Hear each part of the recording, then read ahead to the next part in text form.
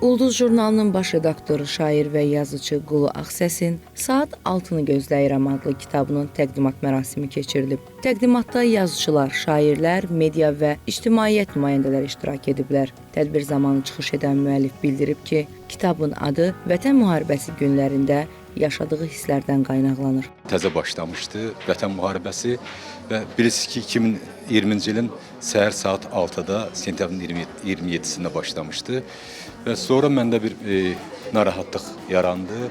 Mən hər gün saat 6-ya qədər yatmır və gözləyirdim ki, qələbə xəbəri gələcək və müharibə dövründə yazdığım yazının da adını məhz belə qoydum. Səhər saat 6-nı gözləyirəm.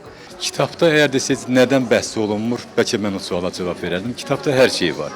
Azərbaycan ədəbiyyatı adına, Azərbaycan mədəniyyəti adına demək olar ki, hər şeydən bəhs olunur. Düzdür, ayrı-ayrı adlı esselər də var və bir də var Ərz-i Əsr halnamə ki, uzun illərdir mən bunu 30 ildən yuxarıda yazıram və onlar kiçik esselərdir, orada hər şeyə münasibət var. Tədbirdə çıxış edənlər Qulu Ağsəsə yaradıcılıqla bağlı yeni uğurlar arzulayıblar. Kitabın geniş oxucu auditoriyası tərəfindən maraqla qarşılanacağına əmin olduqlarını bildiriblər. Sonda müəllif kitabın ərsəyə gəlməsində əməyi olan hər kəsə təşəkkür edib, oxucular üçün nəşrlər imzalayıb. Fəridə Şahbazova, Xaliq Babayev, APA TV.